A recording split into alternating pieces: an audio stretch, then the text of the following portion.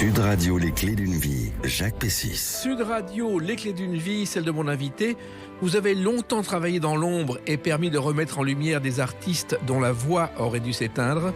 Vous avez également créé votre propre répertoire avec une discrétion qui, paradoxalement, mérite qu'on en parle. Bonjour Yvon Châtaignier. Bonjour Jacques. Alors, on vous connaît peu parce que finalement, vous avez travaillé dans l'ombre avec des artistes célèbres dont on va parler.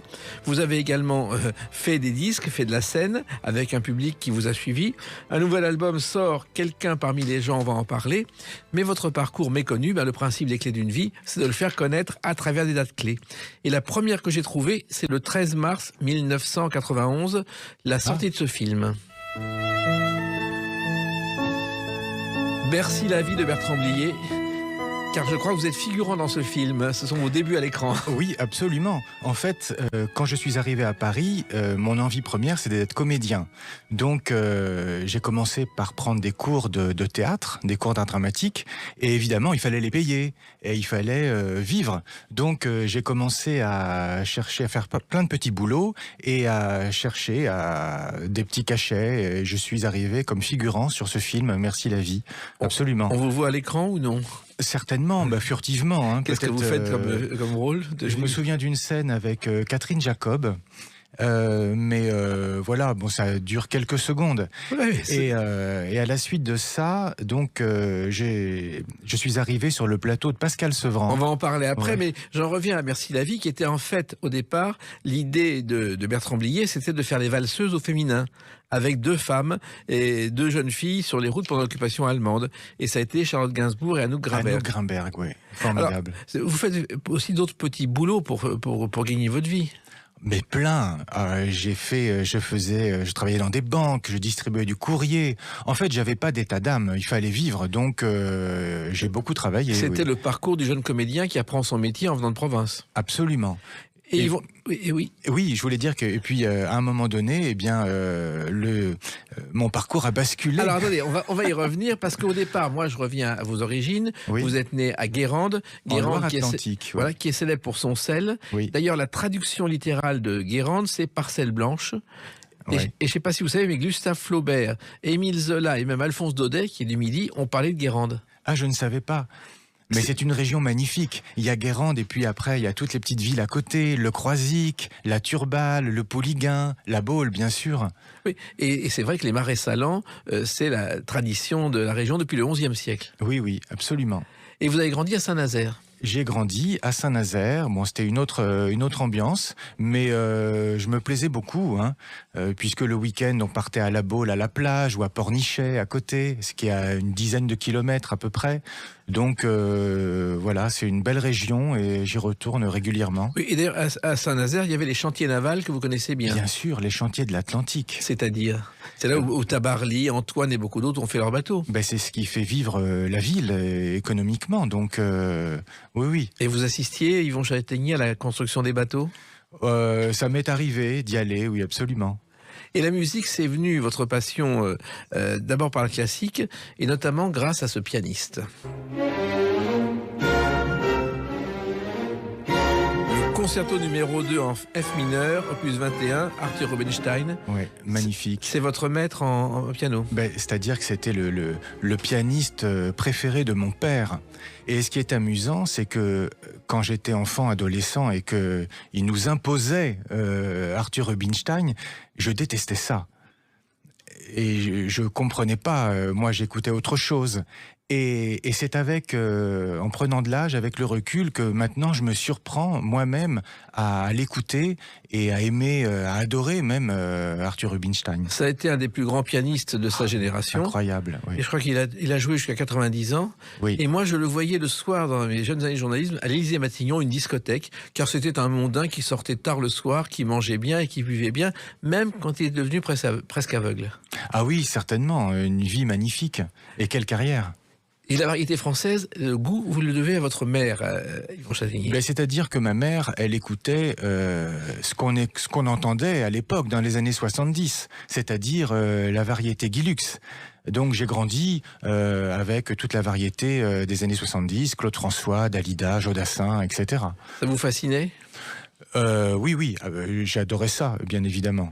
Et il y avait des émissions de Daniel Gilbert que vous regardiez? Bien sûr, je rentrais de l'école à midi, et alors ma mère à midi et demi, elle branchait Midi Première. Et oui, c'était formidable. Bon, c'était toujours plus ou moins les mêmes qui revenaient dans l'émission. Oui, mais en même temps, ça fonctionnait. Ah oui. On l'appelait Midi Crémière, d'ailleurs, Daniel Gilbert. Ouais, mais j'adore Daniel Gilbert. Oui, mais elle a marqué une époque de la télévision qu'on n'imagine plus aujourd'hui. C'est dingue, oui, absolument. Ouais. Elle a marqué toute une génération. Puisque c'était le rendez-vous, fallait pas le louper. C'était régulier, tous les midis, on avait droit à Midi Première. Et le soir, c'était Guy Lux une fois par semaine. Et le soir, c'était Guy Lux, c'est ça. Vous avez découvert les émissions de Guy Lux, qu'est-ce que ça vous a marqué? Ah oui, c'était magique de voir tous ces artistes en tenue de soirée, comme ça, avec le grand orchestre, ce qui n'est plus possible aujourd'hui. Donc oui, c'est vraiment des années magiques. Et vous étiez là en rêvant de ce métier, ou ça vous passait pas? Pas vraiment, parce qu'en fait, j'aimais la chanson, mais sans avoir l'idée du tout d'en faire un jour mon métier. Moi, c'était plus la comédie, le théâtre. Et puis c'est en arrivant à Paris que les choses ont changé. Oui, alors il se trouve qu'à cette époque, les vedettes c'était Dalida, Mike Brandt, Sheila, Rick Azaray. Ouais. Chaque fois qu'il y avait une émission de Guy Lux, c'était un numéro nouveau, parce que c'était plusieurs centaines de milliers de disques vendus, ce qu'on ne peut pas imaginer aujourd'hui. Bien sûr, et puis il y avait très peu de chaînes, et puis ces artistes-là, ils tournaient en boucle, on les voyait partout. Donc forcément, oui. Et vous appreniez les chansons, vous les fredonniez, vous aviez les 45 tours, Yvan Chenier? J'avais les 45 tours, bien sûr, que j'ai gardés. Et alors c'est amusant parce qu'ils sont tous plus ou moins usés jusqu'à la corde. Oui, j'ai tout gardé. On avait à l'époque des Tépaz. Oui, et il y avait les manches-disques. Oui. Ouais. Et c'est vrai que l'inventeur du Tépaz, c'était Marcel Tépaz, qui était le grand-père de Jean-Michel Jarre. Ah, je ne savais pas. Alors, vous faites vos études, et puis un jour, Yvon Châtaignier, vous décidez de venir à Paris. C'est ça. À peu près à 18-20 ans, je décide de venir à Paris pour être comédien. Donc, je m'inscris dans un cours d'art dramatique, je fais de la figuration et j'atterris pour faire de la figuration sur le plateau de Pascal Sevran. Donc, voici le générique. La chance aux chansons, la France a raison. Il se trouve que cette chanson, au départ, c'est pas pour la chance aux chansons. Ah oui, elle était faite avant. Oui, elle a été faite en 1971, quand Charles Trenet a tenu une chronique à France Inter le matin, à 7h45 sur les nouveaux chanteurs, Oui. avec une jeune assistante qui s'appelait Véronique Sanson. Ah bon? Et oui, qui je ne débutait savais pas. comme assistante. Alors, finalement, vous êtes dans une émission que certains considèrent comme ringard, mais qui est culte. Maintenant, oui. Et quand je suis arrivé en tant que figurant, je me souviens très bien que le premier invité, c'était Beko. Oui. Et de voir, par exemple, Beko à quelques mètres de moi, parce que vous vous rappelez des figurants qui étaient, les jeunes gens qui étaient derrière les tables après, de voir Beko à quelques mètres de moi, comme ça, c'était magique. Mais ça consistait en quoi être figurant? Ah, rien du tout. On était assis, on était dans le décor, si vous voulez. Donc, il y avait des tables. Quelquefois, il fallait danser. Mais on était là pour faire joli. Voilà. Et en même temps, Pascal Sevran arrivait de temps en temps parce qu'il était pas là tout le temps. Il arrivait au dernier moment, souvent. Et puis, il décidait, toutes les semaines, il fallait lui plaire, parce qu'il décidait qui revenait la semaine suivante. Ah bon? Ah oui, bien sûr. Et moi, je suis resté plus d'1 an.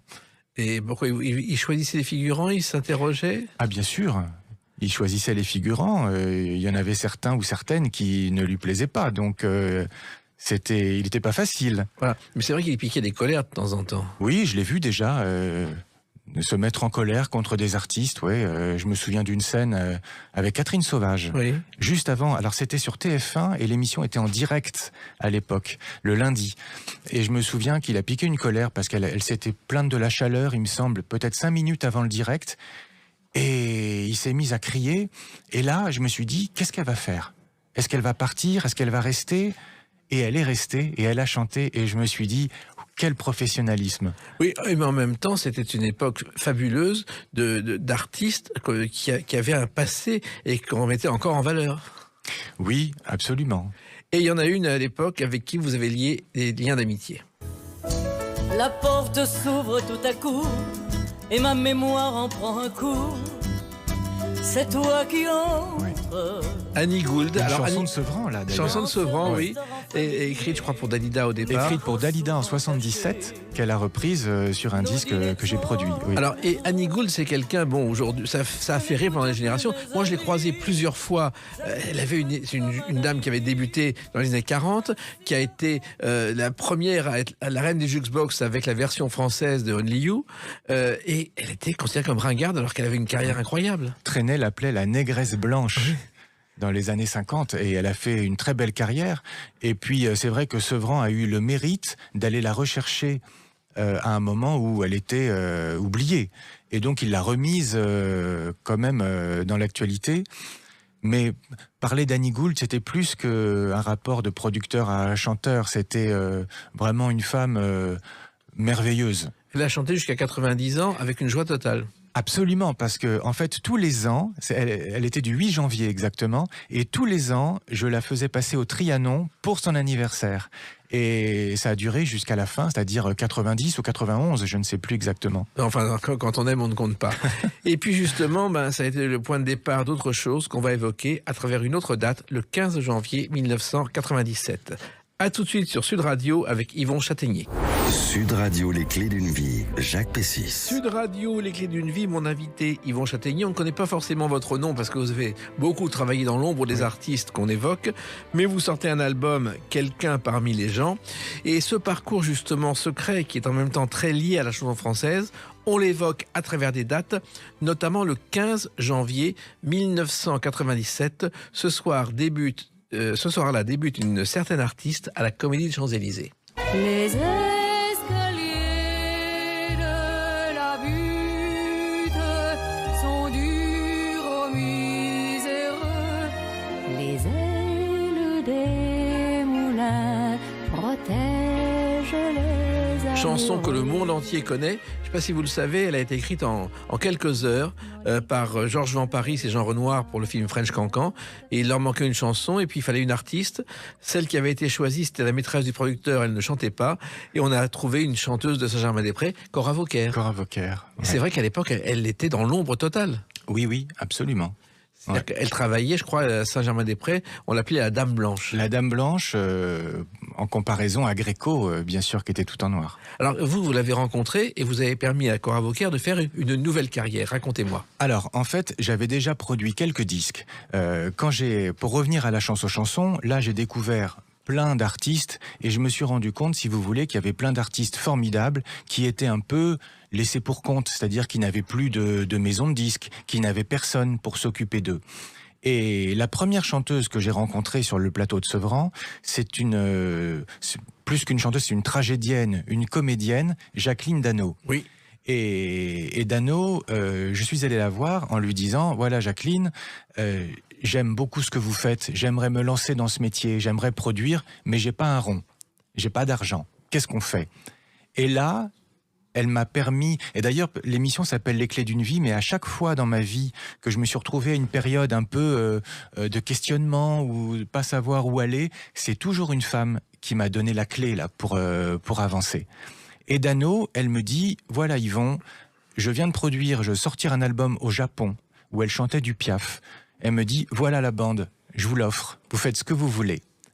Et donc, j'ai pu démarrer en sortant ce disque de Jacqueline Dano chante Piaf, et ça m'a permis après d'arriver sur Cora Vauquer. Voilà. Et Jacqueline Dano, d'ailleurs, qui a fait différents spectacles, dont Cabaret avec Jérôme Savary, où elle a montré son talent. Absolument, Cabaret, Bénure aussi, où elle a joué avec sa fille. Exact, avec Gaëlle, qui est maintenant comédienne. Ouais, mais c'est magique pour quelqu'un qui démarre dans la vie, qui a 20 ou quelques années, de trouver des gens comme ça. Jamais je l'oublierai, Jacqueline Dano, parce qu'elle m'a permis d'avancer. Mais oui, alors, elle m'a fait gagner du temps. Yvon Châtaignier et Jacqueline Dano, Cora Vauquer, vous dites ça aujourd'hui à un chef de produit d'une maison de disques, il éclate de rire.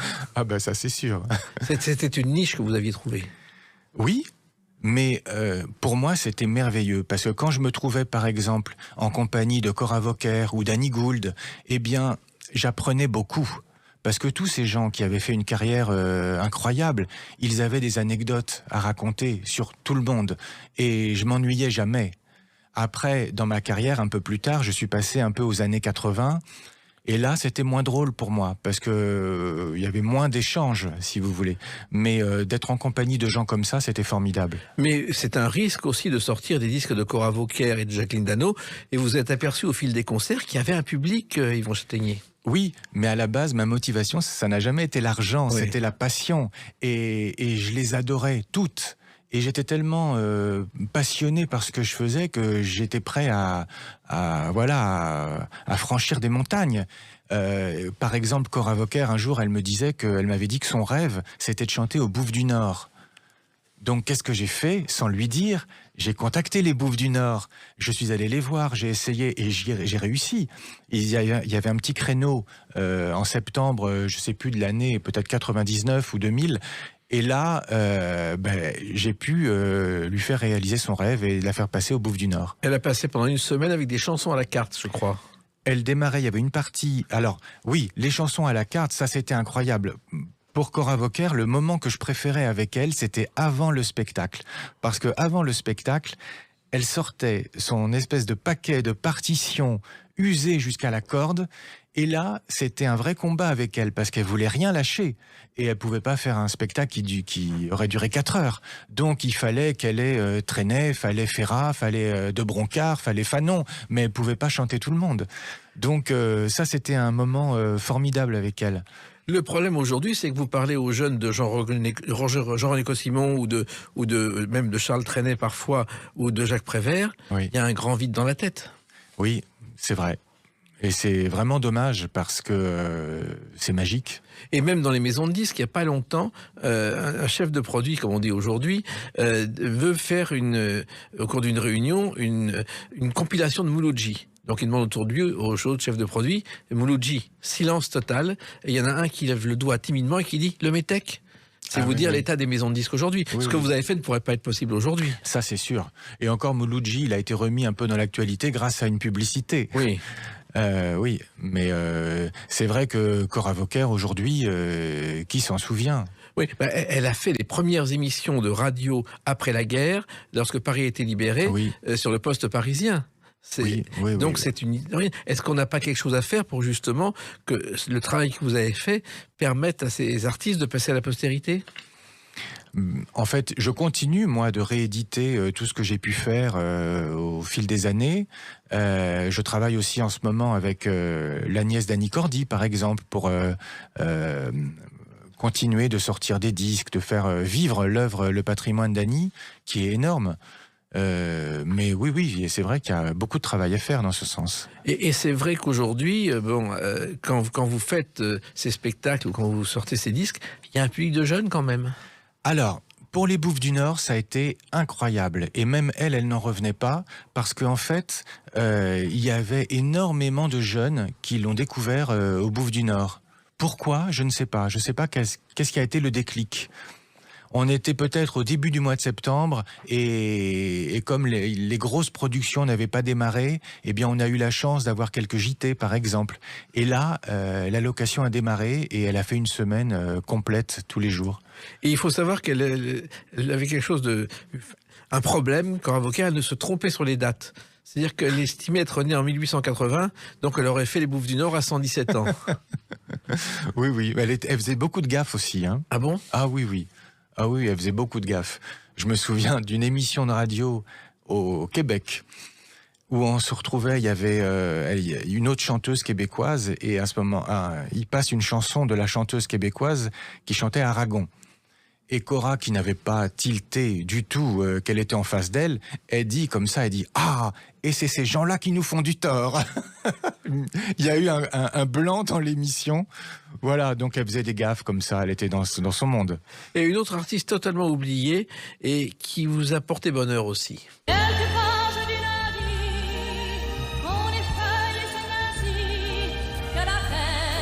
Alors, Betty Mars a représenté la France à l'Eurovision en 72 avec Comme et Comédie. Je l'ai pas connue. Hein. Oui, mais vous l'avez pas connue. Mais en même temps, moi, je l'ai connue à l'Alcazar où elle passait le soir entre 2 numéros de Jean-Marie Rivière, une chanteuse totalement réaliste, d'ailleurs, qui a joué Piaf au cinéma bien avant Marion Cotillard. Oui. Et là aussi, vous avez fait un coup étonnant. Ah oui, mon premier disque, C'était une compilation de Betty Mars qui n'avait pas été rééditée et ça a été un gros succès énorme. Et ça m'a permis de lier aussi une très belle amitié avec Frédéric Botton, qui lui avait écrit toutes ses plus belles chansons et qui a écrit plein d'autres choses. La Grande Zoa, etc. Bien sûr, pour Régine. Mais c'est vrai que, avoir l'idée de sortir un disque de Betty Mars qui est morte tragiquement, c'est quand même un gros risque. Oui, bah oui, voilà. Mais je vous dis, c'était la passion qui m'a poussé. Hein. Mais là aussi, elle était totalement oubliée. Oui, quand même. Elle était oubliée, mais finalement, pas tant que ça, puisqu'il y a eu... j'en ai vendu beaucoup. Et vous avez réussi à faire le disque en empruntant de l'argent à la banque. Absolument, c'est ça. Et sans leur dire, parce que Betty Mars, je pense qu'ils n'auraient pas suivi. Mais oui, j'ai emprunté de l'argent sans leur dire pourquoi je le faisais. Et elle a été meneuse à Las Vegas après Lynn Renault, et ça, on l'oublie aussi. Ah ça, vous me l'apprenez, je savais pas. Mais c'est assez étonnant que tous ces artistes, bon, vous faites ça par passion, que tous ces artistes, il n'y ait pas un panthéon pour justement défendre leur mémoire, parce que ça aiderait les jeunes.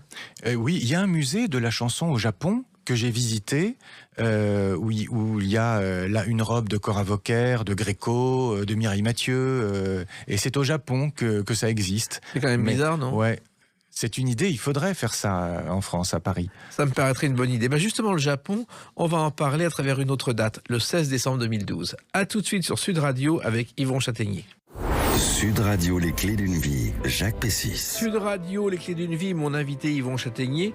On découvre votre passion pour la chanson à travers des artistes dont on connaît le nom et dont on a un peu oublié le répertoire et que vous avez fait revivre à travers des chansons et des albums. Et votre propre carrière, c'est Quelqu'un parmi les gens, un album dont on parlera tout à l'heure. Mais justement, la chanson, ça vous a marqué. Si je vous parle du 16 décembre 2012 et de la salle Asahi Marion à Tokyo. Ah oui. Car là, vous avez chanté. Oui, absolument. En fait, j'ai sorti un album qui s'appelle La Magie, et il y a une productrice japonaise qui m'a contacté pour organiser une tournée au Japon. Donc, franchement, professionnellement, je crois que c'est un de mes plus beaux souvenirs, parce que je suis arrivé au Japon, je me suis dit, mais qui va venir me voir ? Et en fait, toutes les salles étaient pleines. Elle avait tellement bien travaillé que toutes les salles étaient pleines, et j'avais l'impression d'être Aznavour, parce qu'elle avait mis à ma disposition un chauffeur qui venait me chercher, etc. Elle avait organisé un cocktail après chaque concert. C'était fabuleux. Alors, ce qui est étonnant, c'est que les Japonais, je crois, n'applaudissent pas forcément à la fin de chaque chanson. Alors, oui, c'est vrai. Et je me souviens d'une scène où, dans un petit cabaret, parce que j'alternais les grandes salles et les petits cabarets. Et un soir, je chante une chanson de Botton, justement, et de Nathalie Reims. L'un reste l'autre part. Et je chante la chanson, et devant moi, à une table, il y avait une Japonaise qui s'était faite belle, hein, maquillée, bien habillée, etc. Et je la regarde, et elle était en larmes. Et ça m'avait surpris, parce que je me suis dit, elle comprend pas les paroles, mais rien que l'ambiance qui en dégage, eh bien ça la touche. Et ça, c'est un souvenir merveilleux. Et cette chanson, on va l'écouter justement. Reste chez toi, vieillis sans moi, ne m'appelle plus, efface-moi, déchire mes lettres. Cette chanson, c'est la bande originale d'un film de Claude Berry qui portait ce titre, un film d'ailleurs qu'il a écrit à un moment difficile de sa vie. Il quitte sa femme pour aller avec Nathalie Reims. Absolument, c'est ça. Et cette chanson, je la chante depuis en hommage à Botton. Et puis les gens l'adorent, cette chanson. Donc, Comment vous êtes arrivé à la chanson alors que vous étiez dans l'ombre, Yvon Châtaignier ? Ben finalement, à force de les mettre toutes sur scène, l'envie est arrivée aussi d'essayer de transmettre de l'émotion aux autres. Et donc, il y a eu une rencontre au Québec avec un auteur-compositeur qui s'appelle Alain Simard, et qui m'a proposé de sortir cet album, le premier que j'ai sorti, qui s'appelle La vie devant soi. Et puis, j'ai adoré ça, et j'ai continué. Alors, d'abord, c'est assez curieux, quand on est à Paris, de se retrouver au Québec. Mais j'y allais souvent. Je suis allé avec Cora, je suis allé avec Annie Gould, avec le Québec, c'est une belle histoire aussi. Donc, Voilà, c'est le hasard des rencontres. Oui, mais en même temps, ce que vous avez fait, c'est-à-dire faire un disque après avoir été dans l'ombre, au Québec, on l'admettait, parce que c'est un pays ouvert à beaucoup de choses. En France, ça aurait peut-être pas été possible. Oui, c'est vrai. D'ailleurs, je l'ai fait, le premier album que j'ai fait, j'en avais parlé à personne. Et surtout pas à mes chanteuses, parce que je voulais pas interférer justement dans le travail que je faisais pour elles. Et quand j'ai fait mon premier concert au Café de la Danse, faut être un peu dingue, parce que je suis monté sur scène pour faire un spectacle d'1h30. Je n'avais jamais chanté, Jacques, même pas une chanson. Oui. Je me suis lancé comme ça, sans réfléchir. Par passion. Mais oui. Et ça a Inconscient marché. quand même. Et ça a marché en plus. Mais oui. Alors, il se trouve qu'au Québec, Alain Simard, c'est une star de la production. C'est lui qui a lancé les Francopholies de Montréal, qui a fait bien d'autres événements. Éric Emmanuel Schmitt est monté sur scène avec un orchestre symphonique pour la première fois lors de ces événements. Oui. Et c'est vrai que le Québec aime la chanson française. Dans les années 50, Trenet, Piaf, les compagnies de la chanson étaient stars au Bien Québec. sûr, ils allaient tous au Québec et c'était le passage obligé. Maintenant, moins. Les chanteurs français ont moins accès au Québec puisqu'il y a tellement d'artistes sur la scène québécoise qu'ils ont moins besoin de prendre des artistes ici. Mais à l'époque, dans les années 50, pour les Québécois, la France était très très loin. Absolument, ouais. Et c'est vrai que Aznavour et Pierre Roche ont débuté au Québec quand personne ne voulait d'eux en France. Oui. Ouais. Et ils aimaient des artistes. Je me souviens, par exemple, d'avoir été au Québec avec Annie Gould. En France, bon, elle était pas connue, vraiment, Annie Gould. Eh bien, là-bas, elle a été reçue comme une star. Je me souviens d'ailleurs d'une anecdote aussi dans une radio à Montréal, où il y avait Annie Gould, et l'animateur lui dit, il lui parle de son parcours, il lui dit, mais vous avez bien connu Miss Tinguette. Et elle, pourquoi elle a répondu ça? J'en sais rien, peut-être un complexe sur l'âge. Elle lui dit, ah non, moi je suis arrivé après. Il me dit, vous êtes sûr? Elle me dit, oui. Et là, il lui sort un cliché, une photo, où elle est enlacée avec Miss Tinguette. Bon, voilà, ça c'est drôle. Mais Miss Tinguette truquait son âge aussi. Vous savez qu'elle s'appelait Jeanne Bourgeois. Régulièrement, elle allait à la mairie d'Anguin-les-Bains où elle est née. Elle demandait la fiche d'état civil de Jeanne Bourgeois. Et quand il y avait une Jeanne Bourgeois qui était née 20 ans après, elle la montrait fièrement en disant « j'ai 20 ans de moins ». Oh, j'aurais adoré connaître Miss Tinguette. C'était un personnage. Alors, il se trouve aussi que ça a marché. C'est-à-dire que vous pensiez faire un disque comme ça par plaisir et ne pas continuer. Oui, c'est vrai. Et j'ai continué avec un deuxième album, puis un troisième, un quatrième, et là, c'est le 5e déjà qui sort. Voilà. Et dans un de vos albums, il y a un hommage à quelqu'un dont on connaît le nom pour des raisons tragiques. Ah oui. Vedrai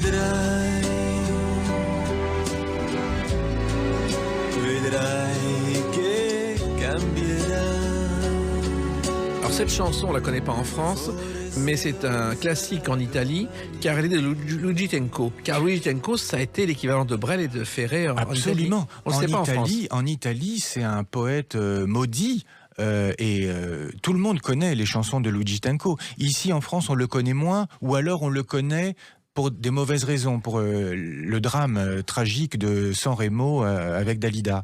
Mais c'est un artiste incroyable, magnifique, qui a laissé quand même des chansons fabuleuses. Et donc je me suis penché sur cet artiste-là, que je connaissais moi aussi pour de mauvaises raisons, et j'ai commencé à creuser un peu dans son répertoire, et là j'ai découvert des choses formidables. Et donc ça aussi, il faut être un peu inconscient.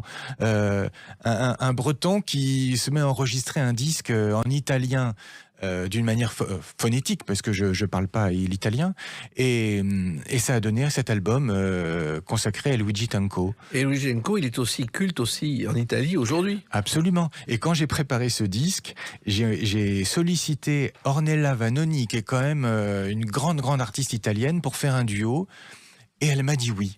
Je n'en revenais pas, elle m'a dit oui, je suis allé à Milan pour enregistrer Vedrai en duo avec Vanoni. Et cet album est sorti en France et en Italie. Mais il m'a permis de beaucoup chanter en Italie, absolument. Et alors justement, ces mauvaises raisons, elles sont liées à une chanson que Dalida aussi a chantée ensuite après la mort de Luigi Tenco.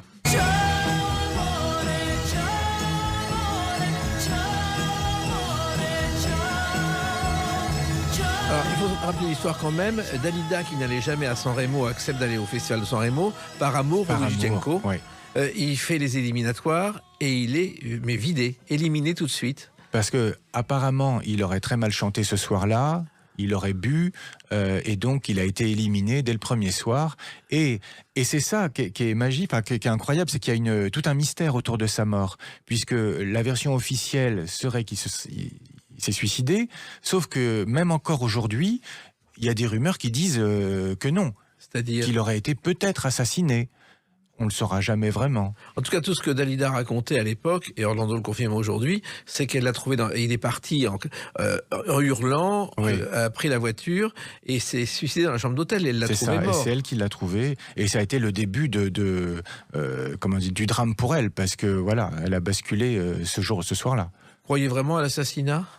Non, mais c'est la légende, c'est en Italie que voilà, ça court. Alors, vous avez ensuite développé votre carrière de chanteur, et notamment, vous avez chanté au Trianon, qui a affiché complet, ce qui n'était pas évident, Yvon Châtaignier, pour quelqu'un qu'on ne connaît pas finalement. Mais c'est ça qui est incroyable, c'est qu'à la suite de ce disque en italien, j'ai fait 3 soirs de suite au Café de la Danse, et puis comme il y avait de la demande, on a fait un soir supplémentaire au Trianon, et c'était complet, oui, c'était Comment super. vous expliquez cela ? Parce qu'il n'y a pas de médiatisation, on n'en parle pas dans la presse, vous passez pas à la télé. J'ai trouvé une seule archive de vous à la télé dans votre bon carrière. Oui, il y en a une seule. Comment j'explique ça ? Eh bien, peut-être que les gens sont curieux finalement. Et que voilà, ils vont chercher. Et puis, au fil des années, j'ai connu tellement de gens qui m'ont connu à travers les unes, les autres, que finalement, aujourd'hui, j'ai beaucoup de gens qui me suivent. Et vous avez même enregistré un album avec des chansons oubliées ou méconnues de Mort Schumann, de Francis Cabrel, de Jean-Jacques Goldman. Absolument, oui. Et des choses que j'ai repêchées des années 30 dans le répertoire de Damia. Bien sûr. J'ai perdu ma jeunesse, des choses comme ça, des chansons complètement oubliées, mais quand on les écoute aujourd'hui avec le texte, eh bien ça n'a pas pris une ride et c'est tout à fait d'actualité. Après, c'est juste l'arrangement qu'il faut revoir. On a un patrimoine en France qu'on ferait bien de ne pas oublier. Bien sûr. Alors, il y a eu aussi d'autres choses. Notamment, vous avez travaillé avec Jacqueline Boyer, qui a été l'une des premières à remporter le Grand Prix de l'Eurovision avec Tom Pilibi. Jacqueline Boyer, c'est une des premières artistes que j'ai rencontrées sur le plateau de La Chance aux chansons. Et nous avons fait plusieurs albums ensemble. J'ai fait passer à Paris, à l'Auditorium Saint-Germain. Et c'est une chanteuse formidable et puis une femme délicieuse. Mais là aussi, à chaque fois, ça a été complet alors qu'elle était totalement oubliée. Elle a fait une belle carrière en Allemagne. Comme Séverine aussi, qui a fait une énorme carrière en Allemagne. Mais c'est vrai que la France, c'est plus compliqué. En France, il faut faire le buzz et pas faire forcément de belles chansons. Oui, c'est ça. Et puis, c'est vrai que j'ai l'impression qu'en France, on accepte moins que les chanteuses prennent de l'âge. Oui. Alors qu'ailleurs, c'est pas un problème. Ouais. Et en tout cas, Jacqueline Boyer, sa mère, Lucienne Boyer, Parlez-moi d'amour, a été une star puisqu'au Japon, à l'arrivée à l'aéroport, la foule l'attendait et elle a quand même descendu la 5e avenue comme un président des États-Unis au temps de Parlez-moi d'amour. Oui, c'est tout à fait vrai. Et c'est incroyable d'imaginer ça aujourd'hui. Et puis vous avez eu d'autres moments difficiles parce que vous vous êtes occupé de Gloria Lasso. Alors, elle a débuté juste avant Dalida avec Étranger dans la nuit, chanson dont les paroles étaient de Francis Blanche. Dalida l'a emporté et Gloria Lasso a tenté de continuer. Et ça n'a pas été simple pour vous. Alors, Gloria Lasso... Le nom ne dit plus rien à personne aujourd'hui. Hein. Oui, et c'est dommage parce que, honnêtement, c'est une chanteuse exceptionnelle, oui, avec une voix magnifique. Mais c'est vrai que je l'aimais beaucoup quand même, mais elle me faisait penser un peu à un animal, vous savez, qui a été blessé. Elle s'est jamais vraiment remise de la rivalité, justement, avec Dalida et avec tout ce qui s'est passé. Elle m'en parlait souvent. Et alors, l'histoire... ce qu'elle m'a raconté par rapport à cette période-là, en fait, elle a fait la plus belle, comment dirais-je, erreur de sa vie. C'est-à-dire qu'au moment où elle était, avant Dalida, où elle était star énorme en France, Eddie Barclay voulait racheter son contrat, qui était chez Pathé Marconi. Et là, elle a refusé, puisque comme elle était au top niveau, elle s'est dit pourquoi changer pour aller vers l'inconnu. Et donc Eddie Barclay s'est mise dans la tête de la couler, de trouver une rivale, et c'est là que voilà, il a trouvé Dalida. Et c'était une reine de marketing et du buzz, puisque moi j'ai assisté à son 11e mariage, dans le 15e, il y avait des mariachis, et un marié qui était venu, à mon avis, qui a pris un chèque et qui est reparti après. Mais c'est ça, en fait, elle s'est un peu piégée elle-même. Ouais. C'est-à-dire que, comme elle avait besoin d'argent aussi, elle s'est piégée en organisant des mariages bidons, parce que vous savez, dans la vie, elle était assez pieuse, et il y a belle lurette que le sexe, ça ne l'intéressait plus. Donc elle s'est piégée elle-même. Et elle n'a pas réussi à s'en sortir. Mais je garde quand même un bon souvenir d'elle, parce que c'est une femme qui s'est battue jusqu'au bout. Elle voulait reprendre sa place, exister, continuer à faire des disques, mais à un moment donné, j'ai pas pu aller au bout de ce que je voulais faire avec elle, parce que physiquement, elle tenait plus, elle était fatiguée. Donc le spectacle n'a pas pu se faire, etc. Et elle est repartie au Mexique. Oui, où elle a fini ses jours. Et vous savez que j'ai un album inédit qu'elle a enregistré juste à la fin, Oui. que j'ai jamais sorti encore, peut-être pour l'anniversaire de sa mort. Écoutez, bon courage et bonne chance. Maintenant, on va un peu parler de vous avec une autre date, le 24 mars 2023. À tout de suite sur Sud Radio avec Yvon Châtaignier.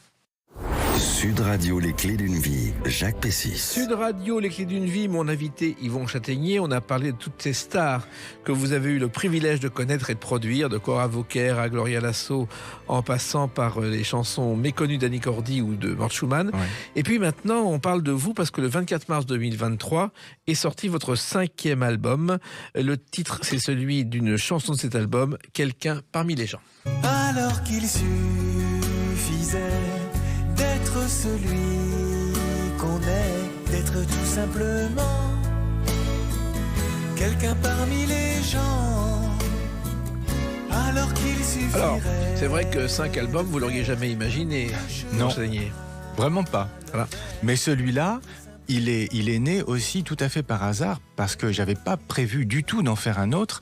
Et encore une fois, c'est une femme qui est venue à un moment où je me posais des questions et qui m'a tendu la main. Et cette femme, c'est Lucide Bossange. Alors, Lucide Bossange, elle est née à Roubaix, mais elle a fait une carrière qui a débuté au Québec quand elle a eu le prix de la jeune chanson, encore le Québec. Et c'est vrai que vous l'avez rencontrée, qu'elle a décidé de travailler avec vous. Je la connaissais depuis plusieurs années, et puis quand je l'ai connue, j'étais la tête dans le guidon, j'étais sur d'autres projets, et puis on se connaissait pas vraiment. Et puis un jour, elle m'a téléphoné, nous nous sommes vus, on a parlé, et puis j'ai osé faire quelque chose que je fais jamais, c'est-à-dire je lui ai dit, mais est-ce que tu n'aurais pas une chanson dans un tiroir pour moi? Et là, elle m'a dit, mais pourquoi on va prendre une chanson dans un tiroir alors que je pourrais te faire un album complet? Et c'est parti comme ça. Voilà. Et un album, ça paraît bizarre, avec des paroles et des mélodies, ce qui est plutôt rare aujourd'hui.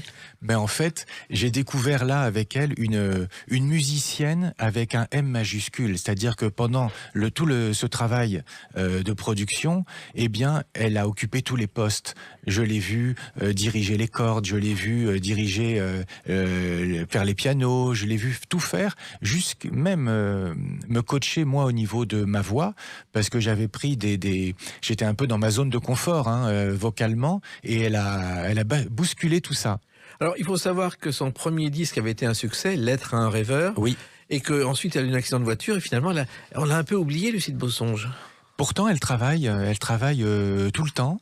Là, je sais qu'elle prépare un spectacle, et vraiment, c'est une femme formidable qui a un talent fou.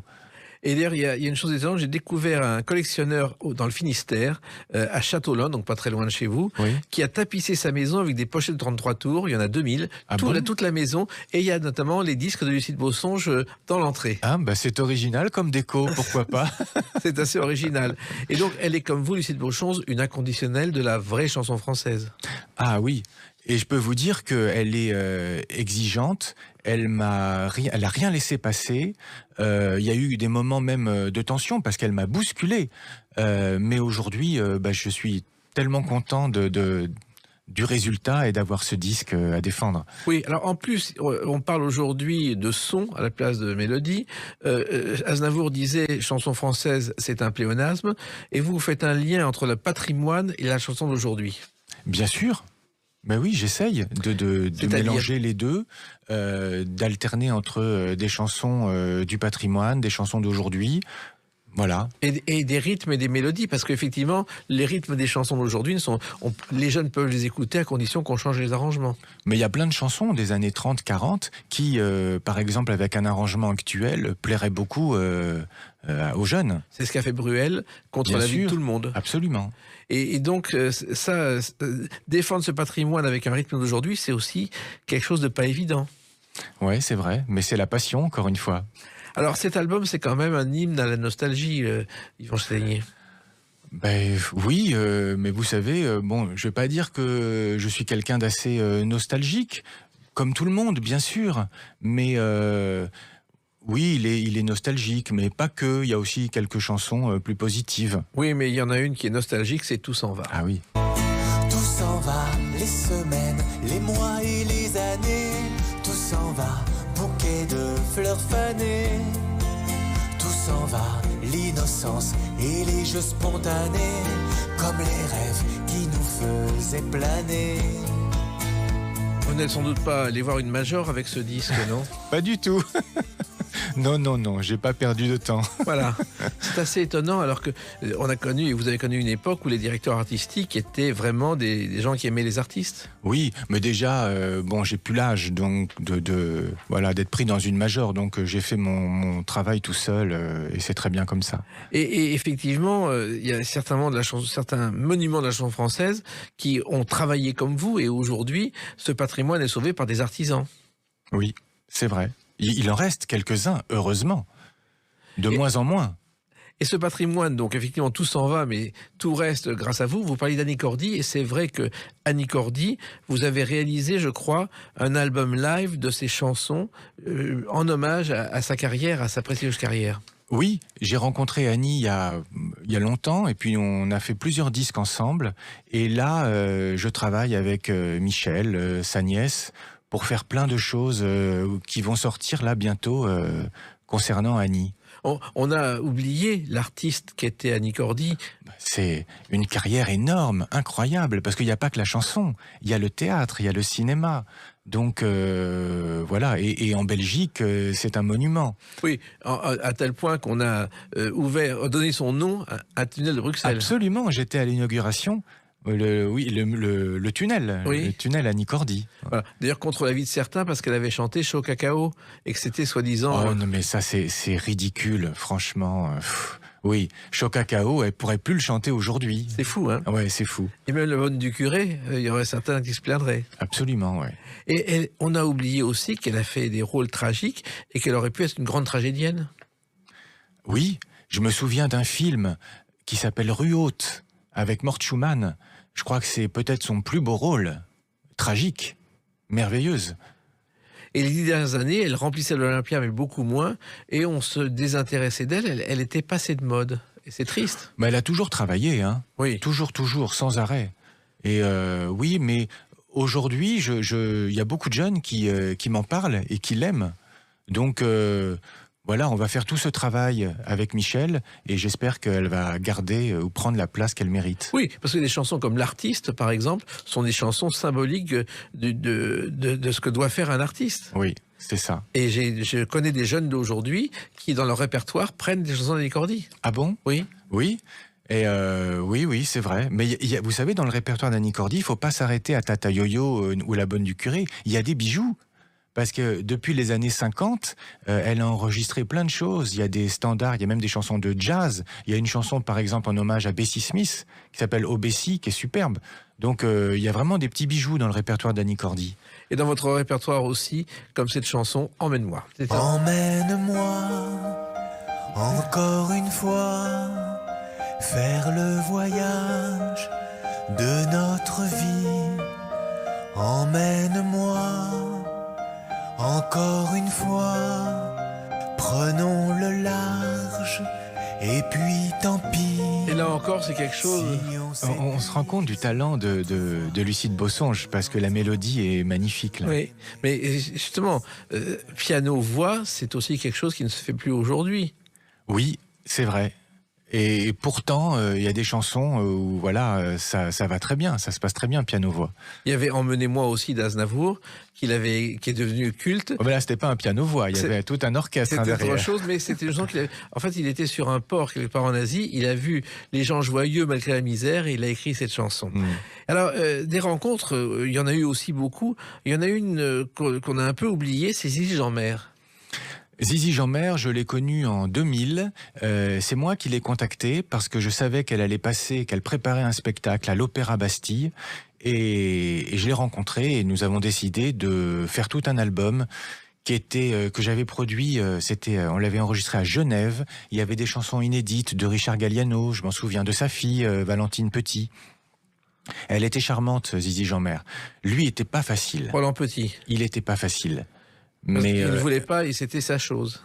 oui, et puis il était très exigeant. En plus, c'était très difficile de travailler parce qu'il était tout le temps parti. Un coup, il était à Moscou, après il était à Tokyo, après voilà. Donc on avait du mal à avancer.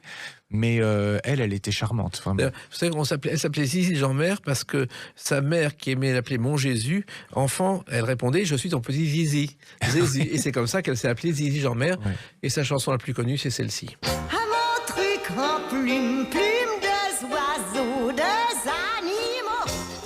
Et c'est vrai que jusqu'à Broadway, elle a chanté cette chanson. Et je me souviens qu'à l'Opéra Bastille, c'était incroyable de la voir parce que quand je la voyais par exemple avant le spectacle dans les loges, elle était toute fragile. Je me suis dit c'est pas possible, elle va pas tenir, elle est toute fébrile comme ça. Et elle arrivait sur scène et là, c'était autre chose. C'était plus la même. Bah, comme Piaf, quand elle arrivait sur scène, elle était épuisée dans sa loge et petit à petit, elle redevenait Piaf. Ouais. Alors, dans cet album, il y a aussi une autre chanson dans votre album Yvon Chataignier, s'appelle Avec qui ? Chanson justement d'interrogation.